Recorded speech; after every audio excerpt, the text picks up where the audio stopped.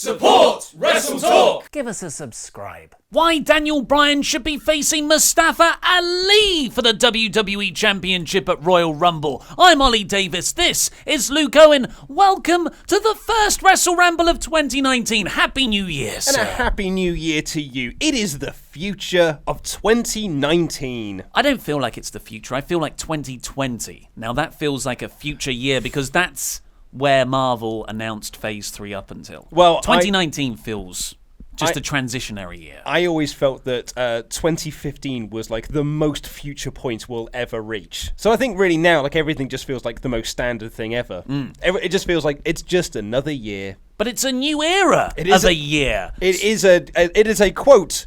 New era. Yeah, so first off, we did really enjoy this episode of Smackdown. Very much so. As will become apparent throughout the whole review. But we are kicking off with a slight change, a bit of fantasy booking, because I think as much as I enjoyed the 5-way main event, and it was awesome. Yeah, it's so great. that's AJ Styles, Randy Orton, Rey Mysterio, Mustafa Ali, and Samoa Joe. It's one of those matches where you put those five in the ring and it's impossible to have a bad match or a match that's not fun to watch. Yeah, there's so many different dynamics they can play off, and they did play off. Like there was an awesome stare down between Orton and Joe, like who's the more sadistic heel here? Yeah. And there was a great bit with Ali and Rey Mysterio as well. Yeah, sorry, I don't want to cut you off there. It's interesting that you did, say. Though. I did. I'm starting the year New off Year's right. resolution. Stop talking over Ollie. That's generally not one of my New Year's resolutions. If anything, it's to talk over you more.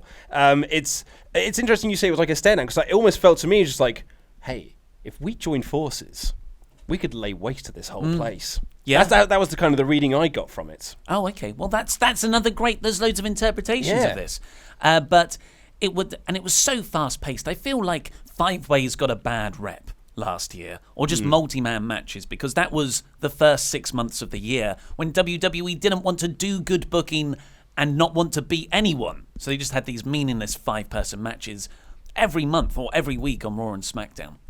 But to see it here, after we haven't had one for a while, we're like, oh my God, it's so fast-paced and fun because there's no let-up of action. Exactly. I mean, in my review, I said it's 10 to 15 minutes of moves and spots and greatness and near falls and stuff. And I had a blast watching it. But I would argue that there's also a lot of character and story within it as well. Like the whole, the Ali Rey Mysterio bit was the most spine-tingling handshake for me. That's great character work. But here comes in you could have done it a bit better. Yeah, because before the year ran out of 2018, the McMahons came out on Raw and said, we're in a new era. You're going to see new faces and fresh matches and this, that, and the other. And I don't know, man, just having AJ Styles versus Daniel Bryan again at the Royal Rumble really feels like the antithesis of that. Yeah, totally. They said that, and everyone was really excited. Me most so, because as went up on Cultaholic over the weekend, I was saying months ago when that was recorded, automatic rematch clauses, they've got to go. It's just a crutch for bad booking. Yes. And thankfully it did go. But I think it's just gone in name because a lot of these feuds are just continuing. It wasn't so much the automatic rematch clause I had an issue with.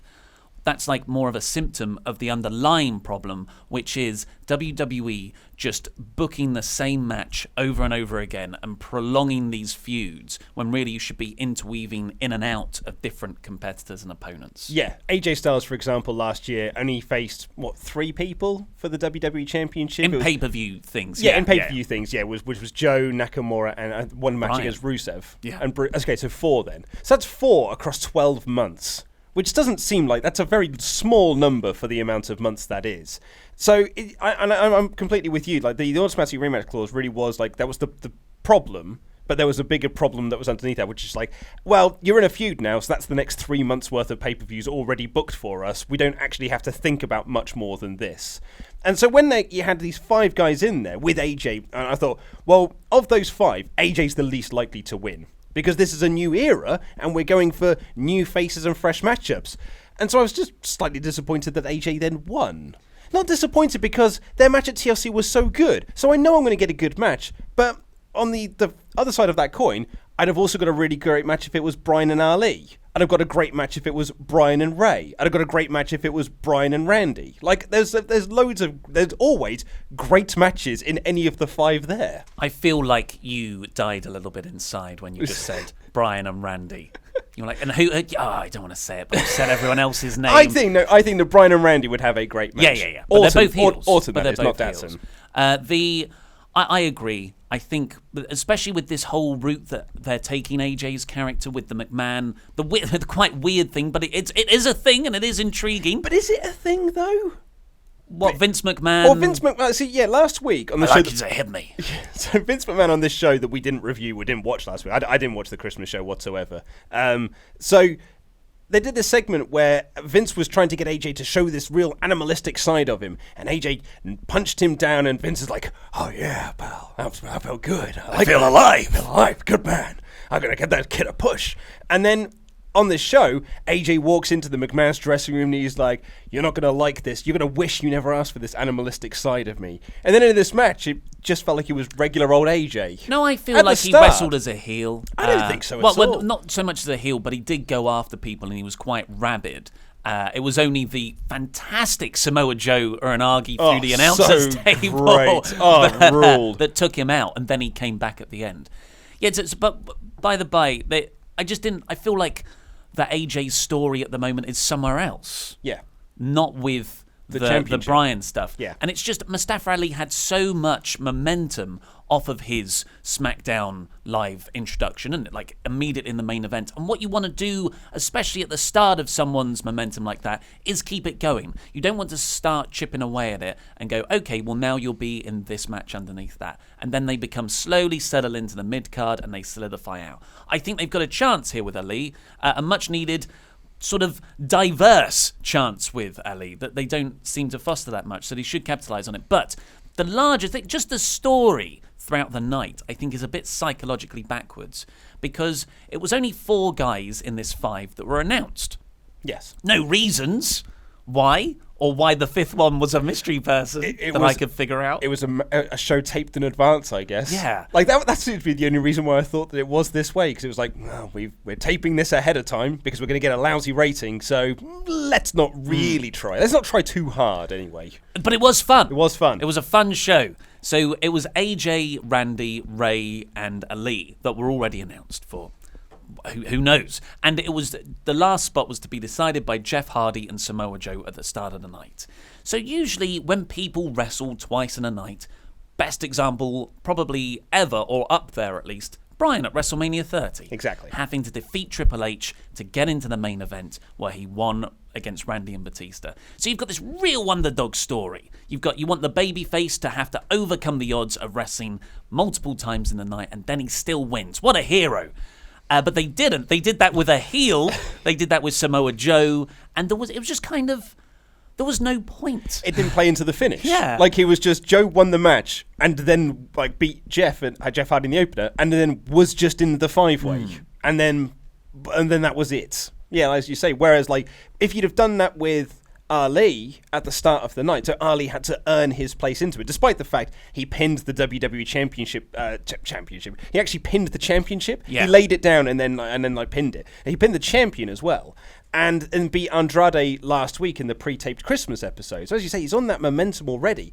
You probably could have just got away with saying he's earned his spot to become, to be the number 1 contender by beating Bryan. But, we want to give everyone a chance. So then you tell that story of like, he's got to earn even more of a chance here. He's got to beat someone in the opening match, maybe even someone like a Samoa Joe, where you can have that real sadistic son of a bitch that he's got to beat, and then overcome the odds of beating 4 other guys in the main event, mirroring that Daniel Bryan storyline at WrestleMania to then face Daniel Bryan at the Royal Rumble. I like that. And that plays off Ali's promo with Bryan when he debuted on SmackDown, which is just like, we used to look up to guys like you because you were the underdog and we're all those underdogs right here. Luke, let me add another layer. Please do. The whole idea is that Bryan has decided, no, I'm going to take the shortcuts. Because the old way wasn't working for me. Yeah. I'm going to take the shortcuts to the championship. Whereas here's Ali saying, no, I'm going to do it the way you originally did it. Yes. The morally good way. And I'm going to beat you at your own game. It's the ultimate story of good overcoming evil. I wouldn't have him win. Nope. But this is the other thing. The Royal Rumble is a unique pay-per-view in that the gimmick match is so strong, people are going to buy it. You don't, unless you've got like a Rock versus Punk match announced all those years ago, you're not going to get people buying. Like, this is a good pay-per-view to build guys in title matches that won't win. And it won't really take away from anything. And you've got your stars guaranteed to be on the show because, there are 60 people in Royal Rumble matches. So you're going to, like, the other matches that were sort of teased on this show was, like, Asuka's looking for her new contender. This is kind of like the other little bugbear I had against the quote, new era of WWE, when it was, like, her 3 title contenders are Charlotte, Becky Lynch, and Carmella, who were the 3 people who were fighting over the championship last year. Like, Asuka's already had these matches. She had horrible matches with Carmella, of all people.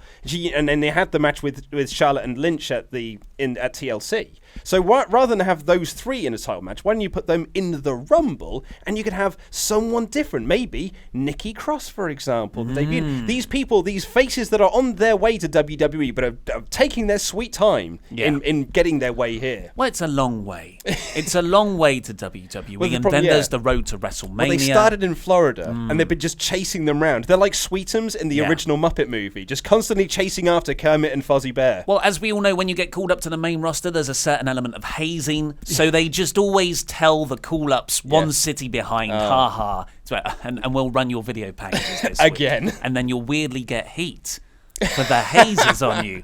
But you'll get the rub for all the hazing. But we did enjoy this episode. I just think that the story of Mustafa Ali, like, even if you don't have him win the 5-way, like, at the very least, like, just fundamental back to basic stuff. Ali should be earning his spot in the 5-way, winning, and then losing or winning there to tell the underdog story. Maybe he gets like the pin. He hits the 054, but then gets screwed by someone else who steals the pin off of him. Pushes him out. Exactly, and classic steals the Miz pin. move. Exactly, or a Randy or a Joe or someone like that, and you can then set up this heel versus heel match at the Rumble, which I don't think is the worst thing in the world. And like, and I think that then sort of furthers the Ali character. But as it is, Ali pinned the WWE champion, beat Andrade last week, and then just lost here. Like, where's his direction now? Was he pinned? No, he wasn't pinned. Randy was pinned. pinned. So he's protected. He's protected. But it could have been. This was very much. He did have a near fall though. Yeah, this was very much a static week for Ali. Yeah. But it could have been a huge push. So that's where our grievance comes in. But let's get on with the rest of a very good episode. It's a SmackDown review, Maggle. I love it. We got us a flying Uso. Just remember, we liked this episode. Before you get into your keyboards going like, they hate these episodes, they're so negative. No, it's a new era of WrestleTalk where we have to just keep reminding everyone that we like a show. Just to make sure everyone's aware. Yeah, but we sometimes we will talk and criticize, like, sometimes in good ways, sometimes in bad ways where they could have improved.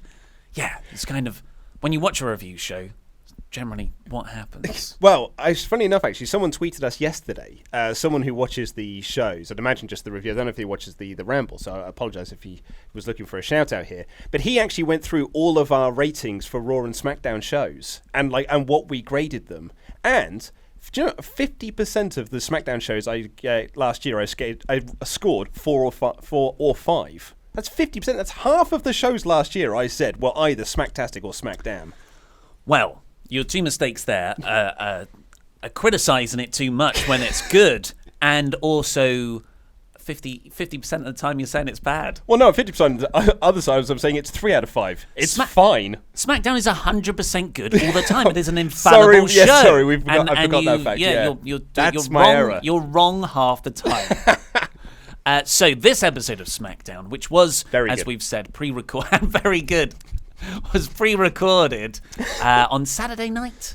Yeah, so I didn't know this until about halfway through the show when Becky Lynch came out for the John Cena thing. I was like, I've seen pictures of this. I had no idea that they'd pre-taped an episode. I just saw a picture of John Cena and Becky Lynch. I thought it was from a house show or something. Yeah, I didn't. I knew it was pre-recorded, but I kind of forgot when I started watching it this morning. It wasn't, but it was pretty early on when I saw people on their phones in the a lot of people on their phones in the audience, and the sound of WrestleMania. Whoa! Yeah, we love the New Day. Ha ha ha! That was a funny joke. When everyone you can see on camera is just bored. Everyone else. No, what are they doing? They're taking notes to send to Dave Meltzer later Yes, for of course. the taping report. So this was a pre-recorded show. Some of the crowd noise was Sweetened. suspect. But Are you accusing more Roman Reigns plants? hey, but this was a very good show, and we enjoyed it. So it kicked off with the New Day coming out. I would argue they were on the good side of annoying this week. But can anyone explain to me why Big E was dressed up as a baby? I don't know why it seems to work, but the sash, nappy, which is a diaper in American, and a top hat is a classic sort of debaucherous celebration outfit. Is it? Yeah, and sometimes a monocle as well. Oh, well, I didn't see that in Attack of the Adult Babies, I'll be honest Yeah. with you. That's all I could think about. I don't think Big E has jumped the shark with outfits long ago. So this is on the lower side of of crazy things. But they came out to essentially make pop culture references and talk about memes that you might recognise and then pop for. And they were very good. It was very funny, yeah. So they all announced they're in the Royal Rumble match. So, but more importantly, they're freebirding it. So if one of them wins the Rumble, they've all won the Rumble. But they had this great line where they said, and they'll go for the WWE title or the Universal title. I don't know if the Universal Champion's going to show up, though. Of course, making fun of Brock Lesnar. But then even better than Xavier's line was Kofi kind of doing this passive-aggressive, laughing but actually really furious rant about how, that's fine, I've been here every day. I show up every day for work. I've been here for years. I never get a title shot. And then you have to calm him down. It was very well performed. It was very well performed. And yeah, Big E did the Steiner Maths promo. Yeah. So hopefully now we'll get a Scott Steiner appearance at the Royal Rumble. Surprise appearance in face-off against Big E.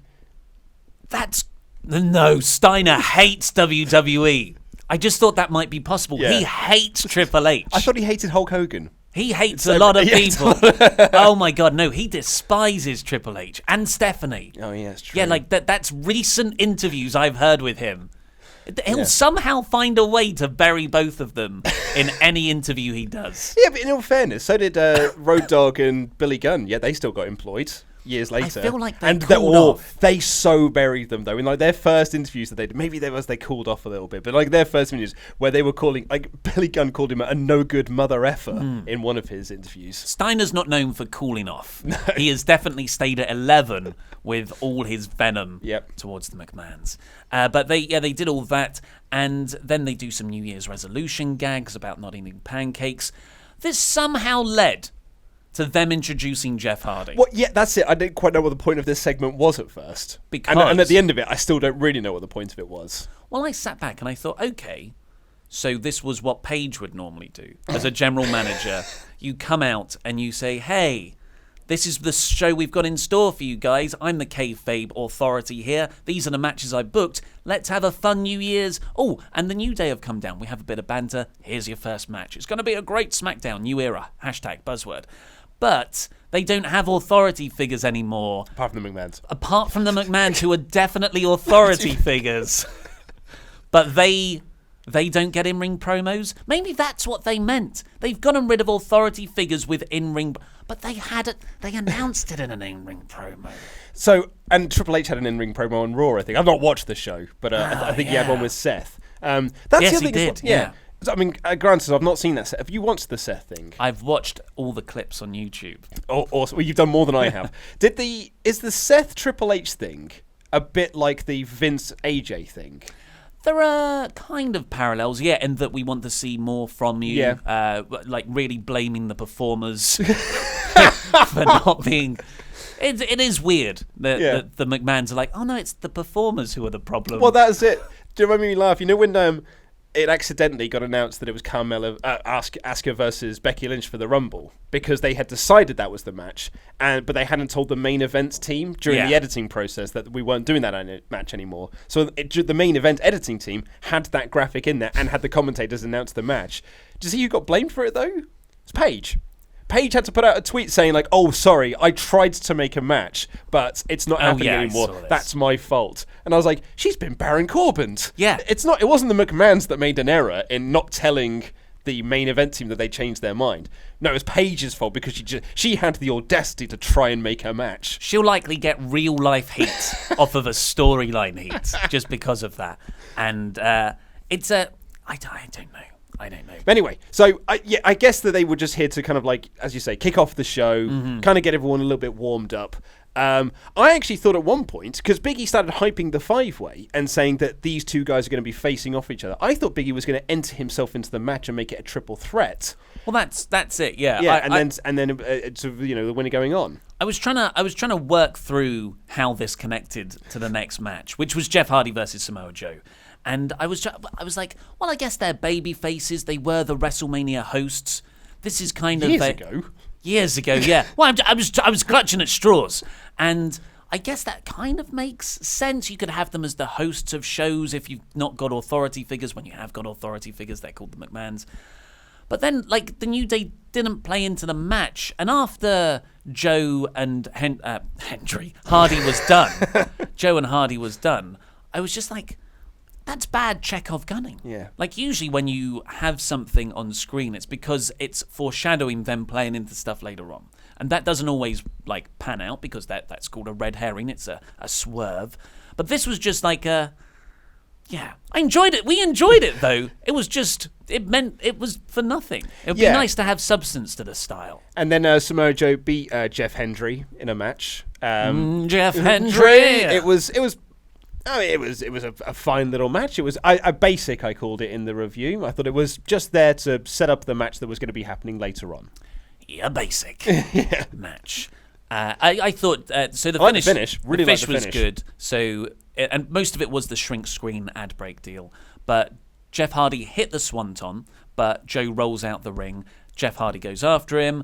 Joe locks in the Kikina clutch, teases the count out, but Jeff breaks it. Joe locks in the Kikina clutch again. Yeah. It would have been better if it was Ali.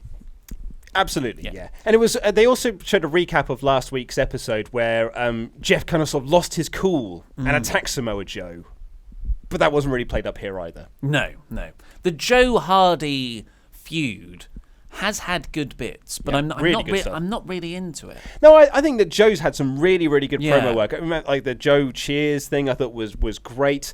But it felt like, and to be honest, with this match, I'd almost forgotten about all of that Joe stuff he'd done last year because this felt like just a match on SmackDown. Yeah. It's a bit like when Rusev and English had that like 30-second squash match. It's like, well, I completely forgot that this was actually a feud between two former tag team partners. Yeah. We got the AJ Styles Vince McMahon recap after this, where AJ punched Vince. Was it? I think it was to close the show. It was probably because Vince told him that the Earth isn't flat. Oh! And you got Shane McMahon and Vince talking backstage about. And Shane's like, "Are you sure you want the real AJ Styles?" And Vince is like, "I want the real AJ Styles." And then AJ walks in and says, "You've unlocked the real AJ Styles." And Vince's like, "I want the real AJ Styles." And then AJ walks off. And I'm like, what is going on here? This was so weird. Even Stone Cold Steve Austin's fallen over on the desk. It was bizarre. Like, everyone's talking about something that's happened, apparently. I didn't see it. It came off as AJ's not the guy to give acting stuff to. Remember when AJ first turned heel in TNA with Ric Flair? It wasn't when he first turned heel. He'd been heel previous to that, I believe. Okay, well, the first time I saw him turn heel in TNA, it was like he was acting like a heel. I never bought into him as a heel. Mm-hmm. And I'm not saying he's turning heel here. I'm just comparing the performances. AJ was so good as a heel back in the SmackDown brand split day, like the first part of it when he was champion.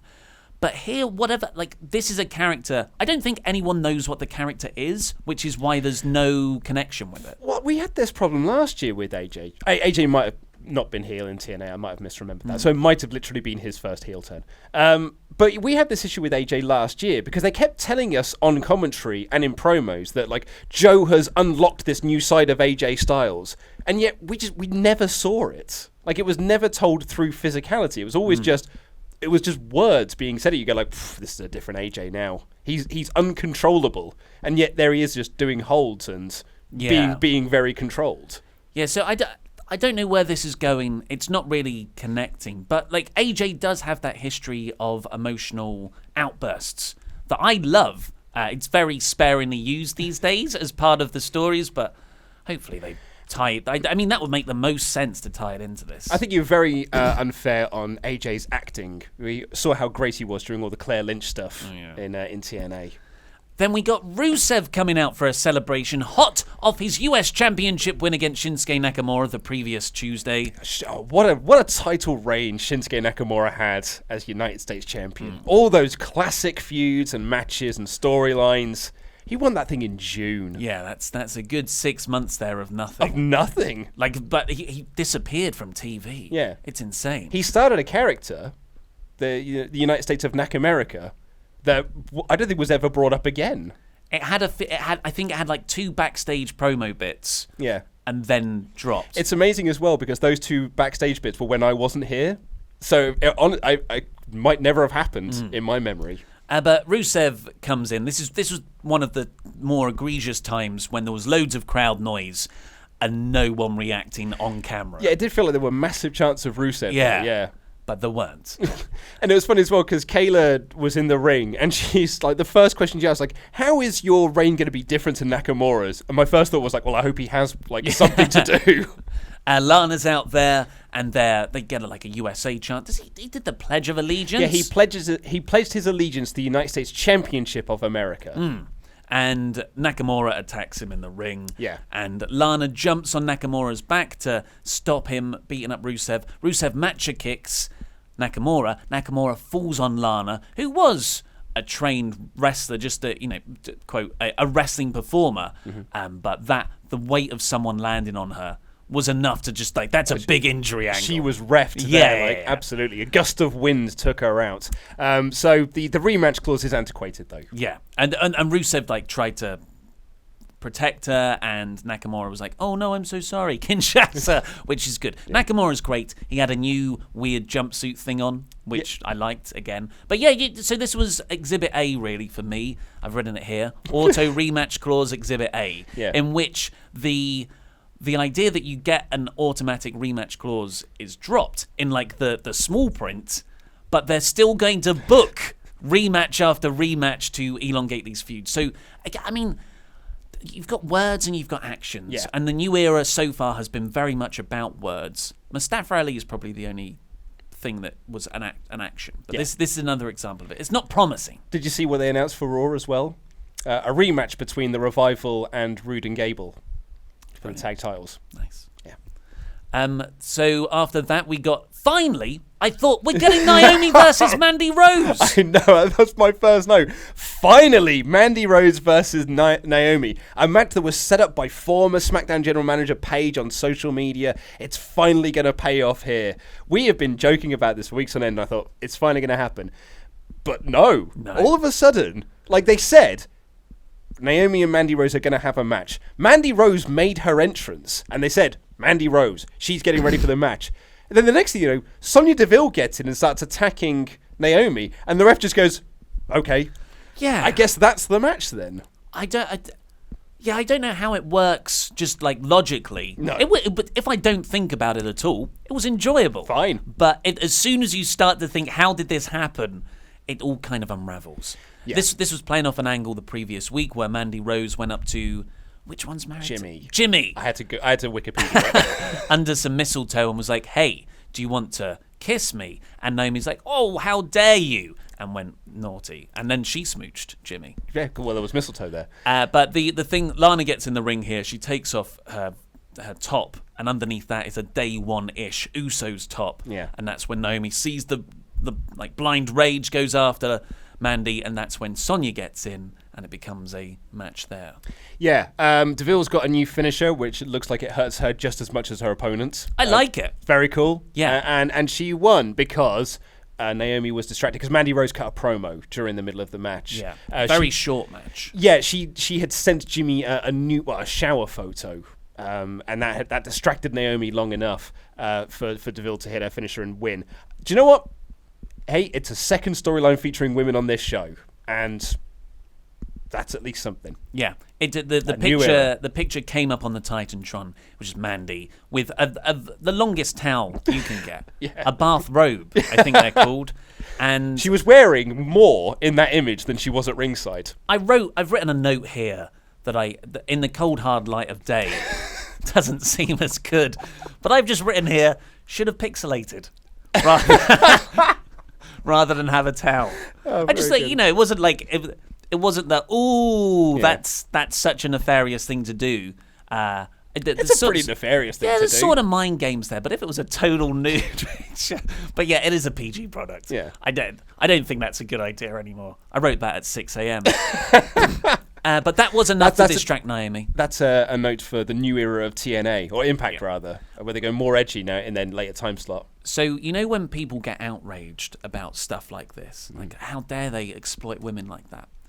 I haven't seen. So send them to me if that has happened. I haven't seen anyone say that. Neither have I.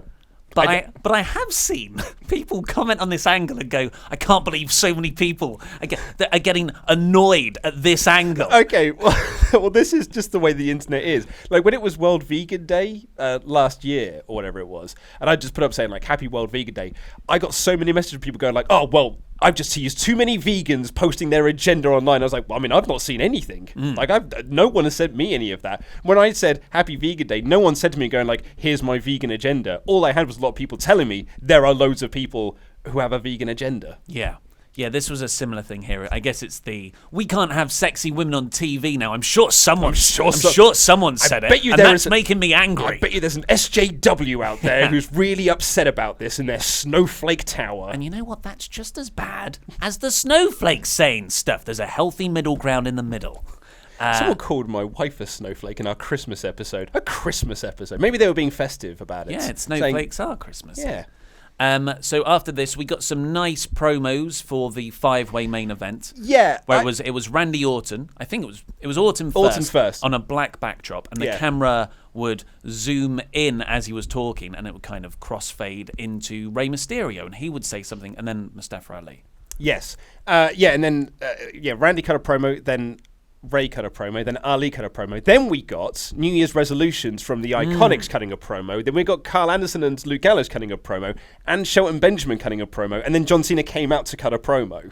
And before that, Mandy Rose had cut a promo during a match. It did seem like a big, long stretch of, we didn't film enough, but we need to fill 2 hours here. On those promos, I really like the 5-way promos, just because it built up the main event. Absolutely, and really good stuff. Ali's just, I don't know if it's because I think he might just be slightly above average at promos, but because he's fresh, he feels amazing. I just like everything he said. I buy into what he's talking about because so far WWE haven't chipped away at his character for me, so that was enjoyable. Those New Year promos were weird. Yeah. So you had the Iconics on a green screen backdrop, then Gil Anderson, like you said, just doing the usual nerd shtick, and then Shelton Benjamin appeared, reminding us he's still employed. Got angry and said no one sticks to their New Year's resolutions, tear down the green screen, which was kind of cool, exposing the set, and then he just stormed off. It was weird. Yeah. But on to give a positive on this, though, on particularly when you're saying about Ali, because I've really got to agree with you that when Randy was cutting his promo, it really is just like, it's the Peanuts, the Peanuts adults. And the same thing with Ray. But as soon as Ali started, I was like, oh, hello. And I was listening to what he had to say. Iconics as well said they're going to be the first women's tag team champions, which was the only mention of this. This big announcement that Vince made last week on the Christmas Eve episode of Raw, dressed as Santa, saying like, in 2019 this is what we're going to do, and then like there was no mention of it at all, apart from this one thing, which really makes me feel that this is not something they're going to be taking seriously. Well, reportedly the NXT guys are bringing it from on their way to WWE, so it's a long way to get there. The titles have been delayed. On their way to WWE. Yeah, totally. Yeah, so it's going to take ages. It's somewhere by Maine. So they're going to be one in NXT, and then they're going to be brought to No, I was making a joke. There's no reports. I was what saying you're that saying. they're bringing it on the road trip. I thought you were saying a report is there, and you have tied that into the joke we made earlier. No. I see what you're saying now. Very good joke. Cheers, I mates. really enjoyed it. They're better when you explain them. Yeah. John Cena came out next with his hair. We also missed Joe cut a promo as well. In all of those promos, Samoa Joe also cut a promo. No, he didn't. He did, yeah. I didn't have that. Yeah, Samoa On Joe. my feed, I did not have a Joe promo. Yeah, a Jomo. It was Randy, Ray, Ali, Iconics, Good Brothers, Shelton Benjamin, Joe, Cena. Right. Well, I'm sure he said something of note. John Cena came out and he talked about his 2018 accomplishments, living in China for 6 months. In his personal life, or his private life becoming personal. Getting drunk or whatever at it was, WrestleMania 34 before the Undertaker match. Nothing about the great kingdom of Saudi Arabia, though, that he was so excited to be in April. Or the Best in the World tournament that he was a part of Yeah. originally before he got replaced with... Bobby Lashley, presumably. Yeah, Probably. Probably. But he says the big question here is, why is he here now? He had a great line when he was like, I can float like a butterfly and sting like a bumblebee. Yeah, nice. that was a good line. He's certified fresh. He's such a good promo. He is. He's gone through the annoying phase, and he can even do shameless self-promotion. And I'm like, that was well done. But he said, like, the why I'm here, because what's going to happen is SmackDown, the people backstage, they're going to hit the music, someone's going to come out, they're going to make fun of him for breaking up with Nikki Bella, and then they'll have a match. And I'm like, okay, well, that's very predictable. That's what I thought was going to happen. And then Becky Lynch came out. I thought this was an ingenious way of setting something up and then giving you a very good swerve. It was absolutely... This was my favourite thing on the show. Absolutely loved this. And it was hilarious as well because they just played Becky's music. They didn't show her on the ramp. And I've not watched any wrestling since we left this office. Like, I've actively stayed away from it and just not watched anything or really read anything. And when that music hit, I was like, I can't remember whose music that is. Oh.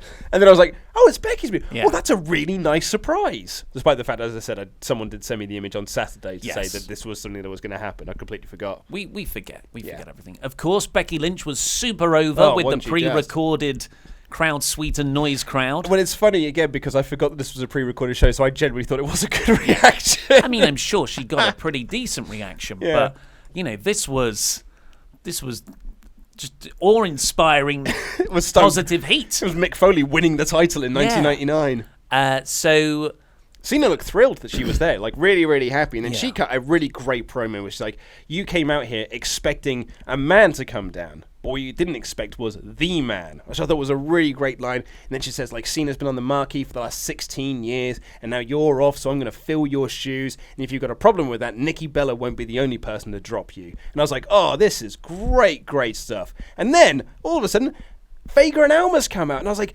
when Cena was cutting his promo, and I was like, okay, so he's going to be setting up what he's going to be doing at the Royal Rumble and what he's going to be doing at WrestleMania. And I was like, who could possibly be Cena's WrestleMania guy? And then when Almas came out, I was like, I didn't even think it could be Almas, but that's awesome. But the more I think about it now, the more I think, oh, this was done because they just wanted to do a mixed tag match, right?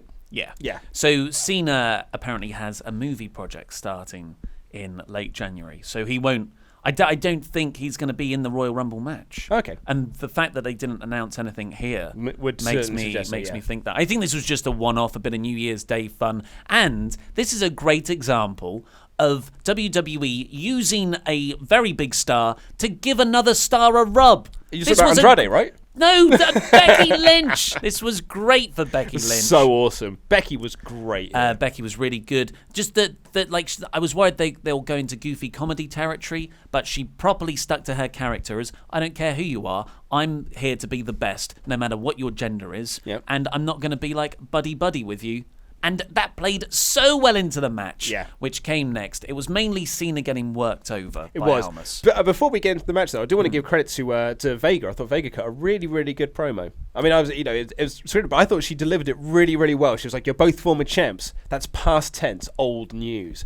And then she's like, "The Shane McMahon promised a new face, but all I see is an older face in Cena and a broken face in Becky." I thought it was really, really good stuff. Very good material, very good delivery. Yep. Do you know why, Luke? Because that's what her job is. She's not meant to be a wrestler. She's a very good manager. No, she's a wrestler. That's why they had a mixed tag match. She also because Lana and Rusev are babyface. Exactly. That's why this happened. So the 2019 will be the face of Tranquilo. So Naito's coming into WWE, I guess. Yeah, when he walks out of the WWE meetings. Yeah. So this was the shrink screen ad break deal of Cena getting worked over. He rolled out the way of the double knees from Almas to make the Becky hot tag, and Becky had a really nice sequence, and she's just about to get Vega in the armbar, the disarmer, but Almas rescues her. Cena comes in, hits the 5-knuckle shuffle, but does the you can't see me not only to Almas, but to Becky as well. And I was like, that's great. And then Becky just throws him out the ring. Oh, well, but before that, he gets the AA, and then he does the stupid new punch thing, which sends Almas out. But after that, yeah, Becky throws Cena out the ring and gets Vega in the disarmer to win. Yeah, I was really, really cool stuff. And also, Lynch had the height advantage, obviously, because Lana. Yeah.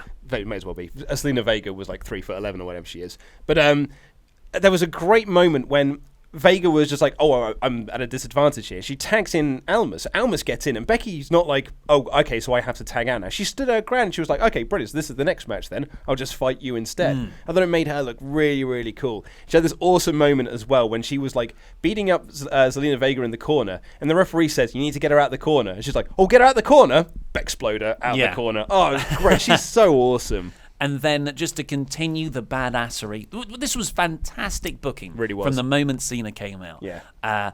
Cena goes to shake Becky's hand after the match. I like kids with hustle, so shake my hand. And usually that would, Roman Reigns would have shaken that hand. Raise the arm. Not here, because that is patronizing. And Becky rightly just did she went for the handshake, psych, and did the you can't see me in Cena's face and then left him hanging and walked out. That's awesome. Yeah. That's the sort of anti-authority figure Becky is, and they've stayed true to that character, and that's why she's so over. Yes, I would have preferred, though, I did enjoy the show, but I would have preferred if then they would have just not cut to Cena in the ring celebrating, because he literally did go like, well, yeah, I guess that's that then. And then went to the like it would have been better if it just like ended with Becky Lynch doing that and then walking away, and that was like your closing moment of that angle is Becky.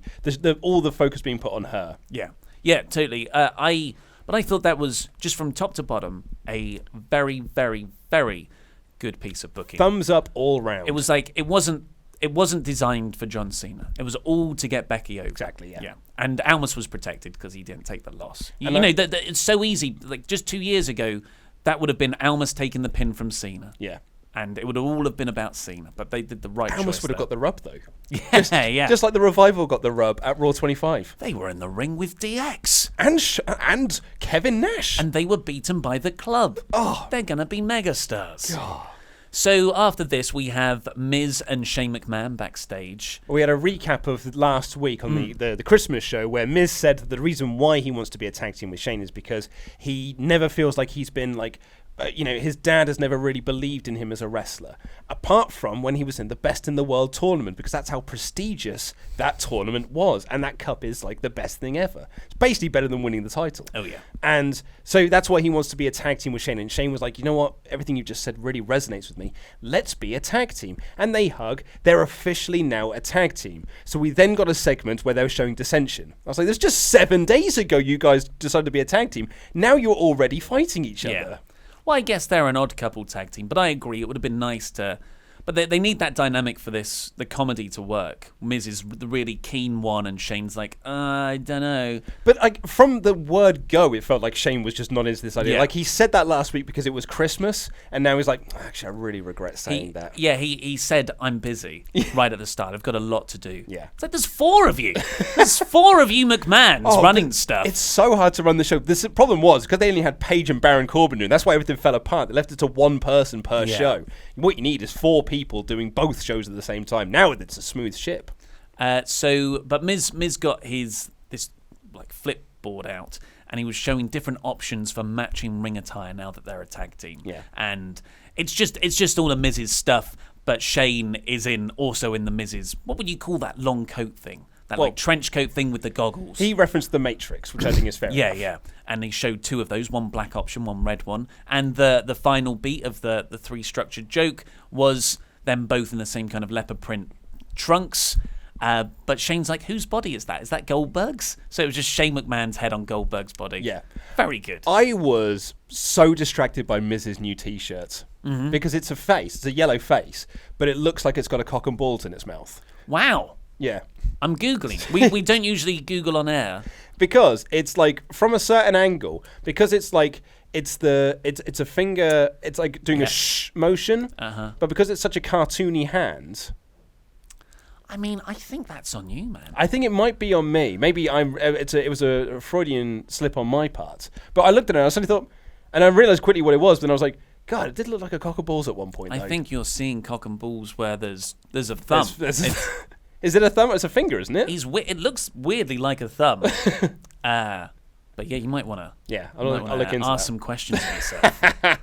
So this was very funny. Miz is so good at performing this, but I do agree. If Shane was eager at the start of this, it would have just been a nicer overall story over weeks. If this is building up to a WrestleMania match, you want to sort of tell the story of them like getting on with each other. Yeah. Maybe up until Fastlane ?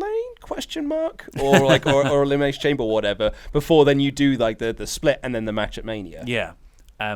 Just like the Kevin Owens Chris Jericho stuff was so strong because they were so together and you bought into that relationship. Yeah. The idea is you don't want that relationship to end because when one of them does end it, then they're now a heel. Yeah. And that's where you get the heat from. But Miz is talking excitedly about how they can do all these costume bits, and Shane sneaks out while he's talking. So no, he sneaks out. He rolls his eyes, being like, "This doofus. Why am I hanging out with this idiot?" Speaking of rolling the eyes, then we got the same 6 promos for On Their Way to WWE. Still on their way. They're still on their way. What are they going to do when they get there? Have mid-card matches. Because we've been seeing Lars Sullivan's been teased now since November. He's lurking. He is lurking. But yeah, I was so disappointed we didn't get our lurking pictures that we did, where he's just going to be in the background of like shots at TLC, just like slightly behind like a pillar or something. I think it was PW Insider. Someone reported that next Monday and Tuesday are going to be big episodes. They've got a lot of angles. They're probably like the stored first proper for January episodes of the new era. Yeah, these aren't pre-taped episodes. Yeah. They're the first live ones. So potentially some debuts there. Yep. If not the Royal Rumble. But you would expect all of these to be debuted on the main roster by the end of January.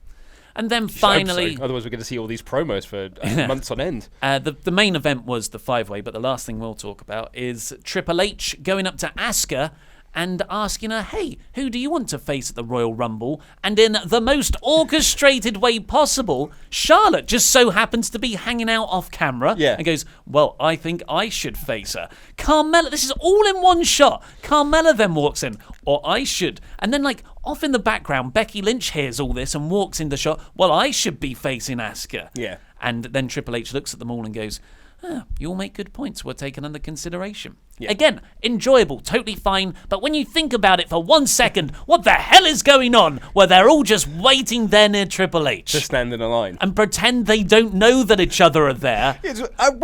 When Charlotte walked in, I thought Triple H was introducing her. Like he had orchestrated for her to come in and be like, here is your new contender. I didn't realise that Charlotte had done that in kayfabe of her own volition. Yeah. It was... Or at least Triple H go, well, Charlotte here, and then Carmella here. She's got a case, and you do it that way. There are ways to do this where it doesn't look stupid. I just thought it was a bit silly. I thought it was a bit silly. Also, like as I said in the review, of those 4 names, 3 of them had a match at TLC together, and...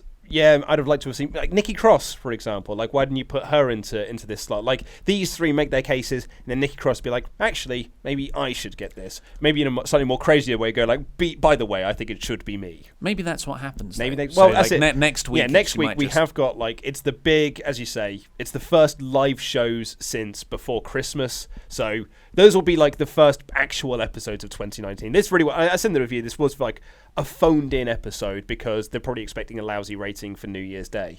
But it was a fun phoned-in episode. But that's all we've got time for. You gave it a low 4 out of 5. I give it a 4 out of 5 overall. I would give it a 4 out of 5. Yeah, I think 4 out of 5 is fair. I think that's fair because we enjoyed it. I did enjoy it. As I said, like in the review, like it wasn't a bad episode by any stretch of imagination, and it's impossible to say that a show with that Becky Lynch segment and that really fun 5-way is anything worse than a 4 out of 5. Exactly. But that is all we've got time for. Please click the videos that have just appeared on the desk to catch up with the latest WrestleTalk things, and this button right here, which will subscribe you to the podcast version of this show. I've been Ollie Davis, this has been Luke Owen, and that was Rambling.